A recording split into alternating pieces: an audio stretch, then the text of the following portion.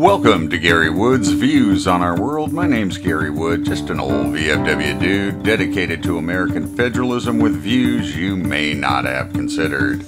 Today we're revisiting the American Creed. Crossing my path on social media has been a large number of memes with our Pledge of Allegiance and American Creed presented to salute, like, and share. Patriotism is so high, many are applauding more tax dollars for military buildup when there are billions wasted annually. It is leadership bent by bureaucracy and crony capitalism that's hurting us, yet we pledge and give honor to our creeds and oaths while being ruled from experts far away. Most living in the U.S. know our pledge, symbolized through our respect of the American flag. Fewer know the American Creed, and it's time we revisit it before reciting it faithfully or liking it, sharing it, and applauding our patriotic spirit in doing so. The American Creed was written by William Tyler Page. He writes, "I believe in the United States of America as a government of the people, by the people, for the people, whose just powers are derived from the consent of the governed. A democracy in a republic, a sovereign nation of many sovereign states, a perfect union, one and inseparable, established upon those principles of freedom, equality, justice, and humanity for which American patriots sacrifice their lives and fortunes. I therefore believe it is my duty to my country to love it, to support its Constitution, to obey its laws, to respect its flag, and to defend it against all enemies." This was written in 1917, accepted by the United States House of Representatives on April 3, 1918. That's a well-penned creed, inspired by his passion for the Apostles' Creed regarding religious faith.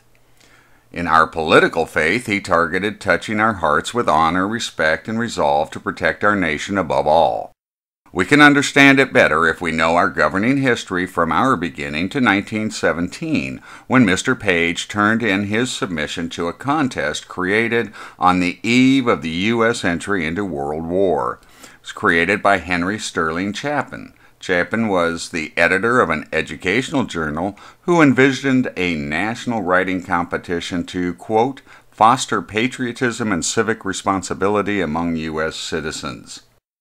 Page's creed supports the theme begun in earnest by Abraham Lincoln and the radical Republicans who built a new party and raised a future president. Lincoln's words were a culmination of our regression from federalism up to the time of his 1863 Gettysburg Address, very carefully crafted, as were all his speeches. Words, after all, were his servant, persuasion his gift, and he was master of both. In 1892, Francis Bellamy, a Christian socialist preacher, built on the theme when adopting Colonel George Bachus's composition into the Pledge of Allegiance. His words, cemented with a salute our commitment to only one nation, indivisible, yet liberty is never our result when approached this way. There are questions we should ask even as we recite, read, or hear the American Creed and our Pledge of Allegiance. It will be interesting to hear what other questions you may consider once I provide these, yet this should start our discussion. First, are we a sovereign nation with sovereign states? Those states simply one and inseparable, as Page and Bellamy assert. History actually teaches we are 50 nations united as states into a country styled the United States of America, operating under constitutional law. Doesn't it?